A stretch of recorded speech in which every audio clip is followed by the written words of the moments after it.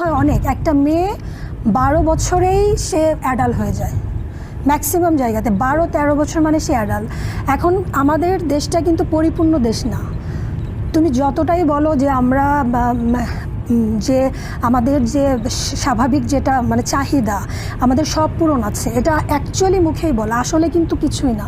এমন অনেক জায়গাতে গিয়ে দেখবে যে সেখানে এখনও টয়লেটও হয়নি। আমাদের বাংলাদেশে আছে এরকম অনেক জেলা।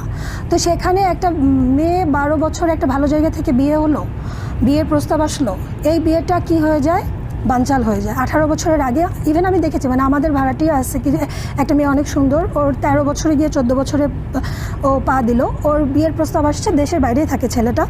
তো ওকে সব কিছুই অ্যারেঞ্জ হয়ে গেছে, সব কিছু ঠিক, বিয়েতে 300 লোক খাওয়ানো হচ্ছে। এখন ওই মেয়েকে কেউ একজন পছন্দ করতো, সে ফোন করে দিছে পুলিশকে, পুলিশ দলবল নিয়ে এসে, বাবা তো গরিব, সে থাকে একটা 3000 টাকার রুমে,